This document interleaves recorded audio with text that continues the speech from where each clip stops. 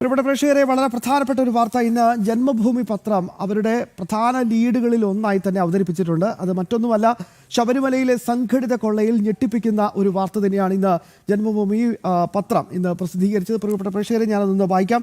സ്വർണ്ണക്കൊള്ള ഉന്നതർ ഉൾപ്പെട്ട വൻ ഗൂഢാലോചനയെന്ന് ഹൈക്കോടതിയുടെ കൃത്യമായ നിരീക്ഷണമുണ്ട് എന്നാണ് ജന്മഭൂമി പത്രം പറയുന്നത്. വൻ തോക്കുകൾക്ക് പങ്ക്. ആരാണ് ആ വൻ തോക്കുകൾ? നേരത്തെ തന്നെ എ പത്മകുമാർ പറഞ്ഞ ദൈവതുല്യരാണ്, അവർ തെറ്റ് ചെയ്താൽ എനിക്കെന്ത് ചെയ്യാൻ പറ്റും എന്ന് പറഞ്ഞത് പ്രിയപ്പെട്ട പ്രേക്ഷകർക്ക് ഓർമ്മയില്ലേ? അതുപോലെ ആ ദൈവതുല്യർ ആരൊക്കെയാണ് എന്നൊരു ചോദ്യം ഇപ്പോഴും അവിടെ അവസാനിക്കുന്നുണ്ട്. അന്വേഷണം എവിടെ എത്തി നിൽക്കുന്നു എന്ന ചോദ്യവും വളരെ പ്രധാനമായി നമുക്ക് മുന്നിലുണ്ട്. എ പത്മകുമാറിന് ശേഷം കടകംപള്ളി സുരേന്ദ്രനിലേക്ക് കടക്കാവുന്ന അന്വേഷണ സംഘം പെട്ടെന്നൊരു ബ്രേക്ക് ഇട്ട പോലെ എന്താണ് മന്ദഗതിയിലായത് എന്നത് വളരെ പ്രധാനപ്പെട്ട ചോദ്യമാണ്. മാത്രമല്ല, കൂടുതൽ സമയം അവർ ആവശ്യപ്പെട്ട ഒരു സാഹചര്യമൊക്കെ പ്രിയപ്പെട്ട പ്രേക്ഷകർക്ക് വ്യക്തമായി തന്നെ ധാരണയുണ്ട്. ബഹുമാനപ്പെട്ട ഹൈക്കോടതി അത് അനുവദിച്ച് നൽകുകയും ചെയ്തിട്ടുണ്ട്. പക്ഷേ ഈ വാർത്തയിൽ പറയുന്നത്, പ്രിയപ്പെട്ട പ്രേക്ഷകരെ, ശബരിമല സ്വർണ്ണക്കൊള്ളയിൽ വൻ തോക്കുകൾക്ക് പങ്കുണ്ടെന്നും ഇക്കാര്യം അന്വേഷിച്ചു വരികയാണെന്നും ഇതിന് പിന്നിൽ നടന്നത് ഉന്നതർ ഉൾപ്പെട്ട വൻ ഗൂഢാലോചനയാണെന്നും ഹൈക്കോടതിയുടെ നിർണായകമായ നിരീക്ഷണം.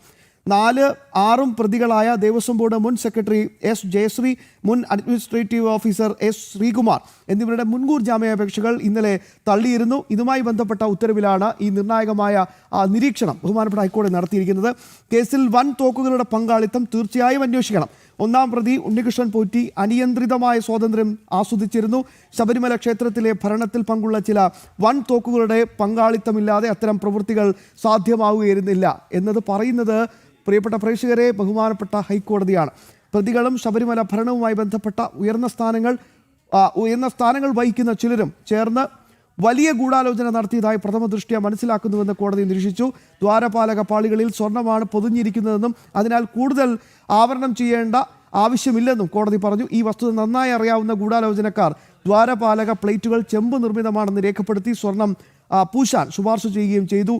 കേസിലെ ഗൂഢാലോചന ഏറ്റവും വലിയ തോതിലുള്ളതാണ് എന്ന വളരെ പ്രധാനപ്പെട്ട നിരീക്ഷണമാണ് ഹൈക്കോടതി ഇപ്പോൾ നടത്തിയിരിക്കുന്നത് എന്ന വളരെ പ്രധാനപ്പെട്ട വാർത്തയാണ് ജന്മഭൂമി പങ്കുവച്ചത്.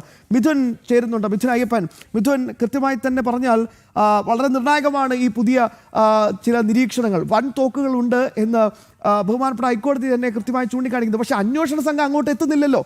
ഇവിടെ എ പത്മകുമാറിൽ ഒരു ബ്രേക്ക് ഇട്ട പോലെ നിൽക്കുകയാണ്. അതെന്താണ് അങ്ങനെ? തീർച്ചയായിട്ടും സാധാരണ ഈ സ്വർണ്ണക്കൊള്ളയുമായി ബന്ധപ്പെട്ട ഏറ്റവും സാധാരണക്കാരായിട്ടുള്ള ആളുകൾ ഇതുവരെ നിരീക്ഷിച്ചിട്ടുള്ള അവരുടെ സംശയങ്ങൾ തന്നെയാണ് ഇപ്പോൾ ഹൈക്കോടതി അത് കൂടുതൽ വ്യക്തത വരുത്തിക്കൊണ്ടുള്ള ഒരു നിരീക്ഷണം നടത്തിയിരിക്കുന്നത് എന്നുള്ളതാണ്. ഈ കേസ് എന്ന് പറയുന്നത് ഇപ്പോൾ പിടിയിലായിട്ടുള്ള ചെറുമീനുകളിൽ ഒതുങ്ങുന്നതല്ല. മറ്റ് വൻ തോക്കുകൾ ഇക്കാര്യത്തിൽ ഉണ്ട് എന്നുള്ള കാര്യം ഇത്തരത്തിൽ ആളുകൾക്കെല്ലാം തന്നെ ബോധ്യമുള്ളതാണ്. അത് ഹൈക്കോടതി ഇക്കാര്യത്തിൽ കൃത്യമായിട്ടുള്ള ഒരു തെളിവുകളുടെ അടക്കം നിരീക്ഷിച്ചു കൊണ്ടുള്ള ഒരു നിരീക്ഷണം അവിടെ നടത്തിയിരിക്കുന്നു എന്നുള്ളതാണ് ഈ ഘട്ടത്തിൽ നമുക്ക് പറയാനാകുന്നത്. ഇതിൽ വലിയ വൻ തോക്കുകൾ ഉണ്ട് എന്ന് തന്നെയാണ്, വൻ തോക്കുകളുടെ പങ്കാളിത്തം തീർച്ചയായും ഉണ്ടെന്നും അത് അന്വേഷിക്കണമെന്നുമാണ് ഇപ്പോൾ ഹൈക്കോടതി നിരീക്ഷിച്ചിരിക്കുന്നത്. ഇപ്പോൾ പിടിയിലായിട്ടുള്ള ആളുകൾക്ക് ഈ ദേവസ്വം ബോർഡിലെ ചില ഉദ്യോഗസ്ഥർക്ക് ഒറ്റയ്ക്ക് ചെയ്യാവുന്ന ഒരു കൃത്യമല്ല ഇത്. ഇതിനു പിന്നിൽ വലിയ രീതിയിലുള്ള പിന്തുണ ആവശ്യപ്പെട്ടിട്ടുണ്ട്. അത് ശബരിമലയുടെ ഭരണത്തിൽ പങ്കാളിത്തമുള്ളവർക്ക് അതിൽ വലിയ രീതിയിലുള്ള പങ്കാളിത്തം ഉണ്ട് എന്നുള്ളതാണ്. കാരണം ഇതൊരു അസംഘടിതമായിട്ടുള്ള ഒരു ഗൂഢാലോചന ഇതിൽ നടന്നിട്ടുണ്ട് എന്നുള്ളതാണ്. അത് കൃത്യമായി ഒരിടത്തിരിക്കുന്ന ഒരു സംഭവം കവർച്ച ചെയ്യുന്നതും അത്രയും നിസ്സാരമല്ല. അത് കൃത്യമായി രേഖകളിൽ തിരിമറി നടത്തി അതിനുശേഷം ഇതിന് കൃത്യമായി നിരന്തരമായിട്ടുള്ള ഒരു കവർച്ചയുടെ ഒരു ശൃംഖല തന്നെ, ഒരു ചങ്ങല തന്നെ ശബരിമലയിൽ നടന്നു. ഇതിനെല്ലാം കൃത്യമായിട്ടുള്ള ഗൂഢാലോചന നടന്നിട്ടുള്ളത് സംഘടിതമായിട്ടുള്ള ഗൂഢാലോചനയാണ്. പല ഘട്ടങ്ങളിലായിട്ട് നടപ്പിലാക്കിയ ഒരു കൊള്ളയാണ്. അത് തന്നെ കൃത്യമായി ഈ ഇപ്പോൾ പിടിയിലായിരിക്കുന്ന ഉണ്ണികൃഷ്ണൻ പോറ്റിയോ മുരാരി ബാബുവോ അല്ലെങ്കിൽ ഇതിലെ രണ്ടാമത്തെ ഒരു പ്രധാനപ്പെട്ട ചോദ്യം, ഈ വിഷയത്തിൽ വൻ തോക്കുകൾ ആരെന്ന് കണ്ടെത്തണം എന്ന് ബഹുമാനപ്പെട്ട ഹൈക്കോടതി ചൂണ്ടിക്കാണിക്കുമ്പോൾ ഈ SIT ഇപ്പോഴും അന്വേഷണം എവിടെയോ ഇങ്ങനെ നിൽക്കുകയാണ് എന്നല്ലേ മനസ്സിലാക്കേണ്ടത്? അതോ SIT മേൽ കൂടുതൽ സമ്മർദ്ദമാണോ? ഈ വാക്കുകൾ എങ്ങനെ വിലയിരുത്തണം? തീർച്ചയായിട്ടും അത് ഇക്കാര്യത്തിൽ ഒരു ഇട്ടാവട്ടത്തിൽ കിടന്ന് കറങ്ങുന്ന ഈ അന്വേഷണത്തെ ഒരുപക്ഷെ വിമർശനാത്മകമായി നേരിട്ടിരിക്കുകയാണ്, അല്ലെങ്കിൽ വിമർശനം നടത്തിയിരിക്കുകയാണ് കോടതി എന്ന് നമുക്ക് വേണമെങ്കിൽ ഈ ഒരു നിരീക്ഷണത്തെ നമുക്ക് പറയാൻ കഴിയും. കാരണം വൻ തോക്കുകളിലേക്ക് അന്വേഷണം പോകണമെന്ന് പറയുന്നത് കോടതിയാണ്. അതായത് മുഴുവൻ തെളിവുകളും പരിശോധിച്ചുകൊണ്ടിരിക്കുന്ന, പ്രോസിക്യൂഷന്റെ അടക്കമുള്ള വാദങ്ങൾ കൃത്യമായി കേട്ടുകൊണ്ടിരിക്കുന്ന കോടതി അതിലൊരു അതൃപ്തി പ്രകടമാക്കുന്നു എന്ന് തന്നെ വേണം ഇക്കാര്യത്തിൽ നമുക്ക് പറയേണ്ടി വരിക. കാരണം അത്തരത്തിൽ തന്നെയാണ് ഇപ്പോൾ കോടതിക്ക് മുന്നിലെത്തുന്ന തെളിവുകളും മറ്റ് കാര്യങ്ങളും റിപ്പോർട്ടുകളുമെല്ലാം ഇപ്പോൾ പുറത്തു വന്നിട്ടുള്ള, അല്ലെങ്കിൽ ഇപ്പോൾ അറസ്റ്റ് ചെയ്യപ്പെട്ടുള്ള, ആദ്യഘട്ടത്തിൽ അറസ്റ്റ് ചെയ്യപ്പെട്ടവരെ ചുറ്റിപ്പറ്റിയാണ്. ഇപ്പോൾ ശ്യാമ സൂചിപ്പിച്ചതുപോലെ തന്നെ പത്മകുമാറിന് അപ്പുറത്തേക്ക് അന്വേഷണം നീങ്ങുന്നില്ല, അതവിടെ സ്റ്റക്ക് ഓൺ ചെയ്തിരിക്കുകയാണ്. ആ സമയത്താണ് കോടതി പറയുന്നത് ഇത് തീർച്ചയായും വൻ തോക്കുകളിലേക്ക് പോകണം, ഇത് ഇവിടെ ഒതുങ്ങിക്കൂടിയാൽ പോരാ എന്നുള്ള ഒരു ചോദ്യമാണ് എന്ന കാര്യമാണ് ഹൈക്കോടതി പറഞ്ഞിരിക്കുന്നത്. ഈ ഘട്ടത്തിൽ നമ്മൾ പരിശോധിക്കേണ്ട ഈ കാര്യം, ഈ സ്റ്റക്കായി പോകുമെന്നുള്ള കാര്യം ഹൈന്ദവ സംഘടനകൾ നേരത്തെ തന്നെ മുൻകൂട്ടി കണ്ടിരുന്നു. അതുകൊണ്ട് തന്നെയാണ് ഇത് സംസ്ഥാന സർക്കാരിന്റെ കീഴിലുള്ള ഒരു അന്വേഷണം, അല്ലെങ്കിൽ ഏജൻസികളുടെ കീഴിലുള്ള ഒരു അന്വേഷണം അത് സമ്പൂർണ്ണമല്ലെന്നും വിശാലമായിട്ടുള്ള അന്വേഷണ പരിധിയുള്ള, വിശാലമായി കാര്യങ്ങൾ അന്വേഷിക്കാൻ കഴിയുന്ന കേന്ദ്ര ഏജൻസികൾ ഇക്കാര്യത്തിൽ ഇടപെടണമെന്നുള്ള ആവശ്യം ഹൈന്ദവ സംഘടനകൾ ആദ്യമേ തന്നെ ആവശ്യം ഉന്നയിച്ചത്. ഇത്തരത്തിലുള്ള ഇടപെടലുകളും ഇത്തരത്തിലുള്ള സ്വാധീനങ്ങളും സമ്മർദ്ദങ്ങളും അന്വേഷണ സംഘത്തിന് മുകളിൽ ഉണ്ടാകുമെന്ന് മുൻകൂട്ടി കണ്ടുകൊണ്ടാണ് ഇത്തരത്തിലുള്ള സ്റ്റക്കിംഗ് അന്വേഷണത്തിൽ ഉണ്ടാകും. അത് കുറ്റക്കാർക്ക് രക്ഷപ്പെടാനും കുറ്റക്കാർക്ക് സവിസ്തരം വിസ്തരിക്കാനും എല്ലാം, സവിസ്തരം വിരാജിക്കാനും എല്ലാം അവസരമൊരുക്കും എന്നുള്ളത് മുൻകൂട്ടി കണ്ടുകൊണ്ട് തന്നെയാണ് അത്തരം ആവശ്യങ്ങൾ ഉന്നയിച്ചത്. ഒരുപക്ഷെ ആ കാര്യത്തിലേക്ക് ഹൈക്കോടതി കൂടി എത്തിയിരിക്കുന്നു. കൃത്യമായിട്ടുള്ള അന്വേഷണം നടക്കണമെന്നൊരു ഒരു കാര്യമാണ് ഇപ്പോൾ ഹൈക്കോടതി നിരീക്ഷിച്ചിരിക്കുന്നത്. ഒരു തരത്തിലും ഈ ഇപ്പോൾ അറസ്റ്റിലാക്കപ്പെട്ടവരിൽ ഒതുങ്ങുന്നതല്ല ഈ കേസ്. അതുകൊണ്ട് തന്നെ വൻ തോക്കുകളിലേക്ക് പോകുക തന്നെ വേണമെന്ന് അർത്ഥശങ്കയ്ക്കിടയില്ലാത്ത വണ്ണം ഹൈക്കോടതി ഇപ്പോൾ വ്യക്തമാക്കിയിരിക്കുകയാണ്. അപ്പോഴൊരു ചോദ്യമുണ്ട് മിഥുൻ, ഈ ദൈവതുല്യരായി ഞാൻ കണ്ടവരൊക്കെ തെറ്റ് ചെയ്താൽ എനിക്ക് എന്ത് ചെയ്യാൻ സാധിക്കും? ഇങ്ങനൊരു ചോദ്യം ഇപ്പോഴും അന്തരീക്ഷത്തിൽ ഇങ്ങനെ മുഴങ്ങി നിൽപ്പുണ്ട്. പത്മകുമാർ ഇപ്പോൾ അഴിക്കുള്ളിലാണ്. ഇന്നലെയും പുതിയ കേസ് രജിസ്റ്റർ ചെയ്തിട്ടുണ്ട്. പക്ഷേ ഈ ചോദ്യത്തിന് ആരാണ് ദൈവതുല്യർ? അതിനൊരു ഉത്തരം നൽകാൻ SITക്ക് എന്താണ് കഴിയാത്തത്?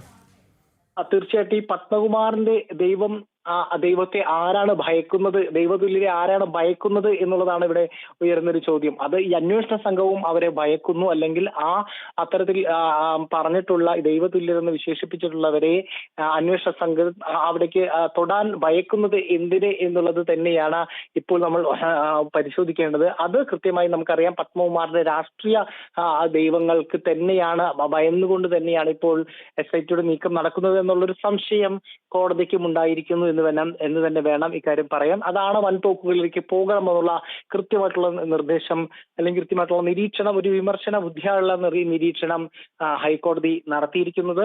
അത് പത്മകുമാറിൽ മാത്രം ഒതുങ്ങി നിൽക്കുകയാണ്. പത്മകുമാർ പറഞ്ഞ ദൈവതുല്യതയിലേക്ക് എത്തിയിട്ടില്ല. അതിനെ ഇപ്പോഴും പല ഘട്ടത്തിലുള്ള വ്യാഖ്യാനങ്ങൾ പുറത്ത് നൽകിക്കൊണ്ടിരിക്കുമ്പോൾ അത് വ്യാഖ്യാനങ്ങൾക്കപ്പുറം കൃത്യമായിട്ടുള്ള നടപടികളിലൂടെ വസ്തുത എന്തെന്ന് അവതരിപ്പിക്കേണ്ട SIT ആണ് ഇത്തരത്തിൽ ഈ അന്വേഷണം പാതി വഴിയിൽ, ഒരുപക്ഷെ പാതി വഴി എന്ന് പോലും അവകാശപ്പെടാൻ കഴിയാത്ത വിധത്തിൽ പ്രാരംഭഘട്ടത്തിൽ തന്നെ കുടുങ്ങിക്കിടക്കുന്നത്. അതിനുള്ള കടുത്ത വിമർശനമാണ് ഇപ്പോൾ ഹൈക്കോടതിയുടെ ഭാഗത്തു നിന്നുണ്ടായിരിക്കുന്നത്. ഹൈക്കോടതി കൃത്യമായി നിരീക്ഷിച്ചിരിക്കുകയാണ്.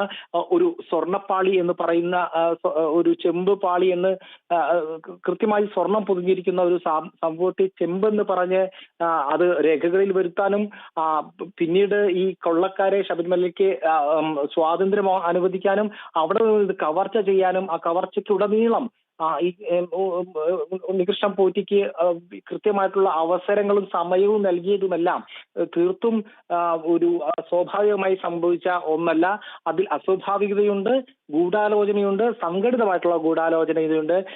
അത് ഒരു വലിയൊരു കവർച്ച ചങ്ങലയുടെ ഒരു ഒറ്റ ചോദ്യം കൂടി ഇതിന് ഒരു വ്യക്തതയ്ക്ക് വേണ്ടിയിട്ടാണ്. ഇന്നലെ ജയശ്രീ, മുൻ ദേവസ്വം സെക്രട്ടറിയുടെ ജയശ്രീയുടെ മുൻകൂർ ജാമ്യാപേക്ഷ തള്ളിക്കൊണ്ടുള്ള ഉത്തരവിലാണ് ഈ കൃത്യമായ നിരീക്ഷണങ്ങൾ ഉണ്ടായിട്ടുള്ളത്. അപ്പോൾ സ്വാഭാവികമായിട്ടും ജയശ്രീക്ക് ഒരു റബ്ബർ സ്റ്റാമ്പ് ആയിരുന്നില്ല. ജയശ്രീക്കും ഈ ഗൂഢാലോചനയിൽ നിർണായക പങ്കുണ്ട്. അതായത് ദേവസ്വം ബോർഡ് പ്രസിഡന്റോ അധികാരത്തിലിരിക്കുന്ന ആരെങ്കിലും പറഞ്ഞ ഒരു ഉത്തരവ് അത് എഴുതി തയ്യാറാക്കി പുറത്തിറക്കുക എന്നതിനപ്പുറത്തേക്ക് ജയശ്രീക്ക് ഈ വിഷയത്തിൽ എന്തോ ഒരു ഇൻവോൾവ്മെന്റ് ഉണ്ട് എന്നതും കൂടി തെളിയുകയല്ലേ?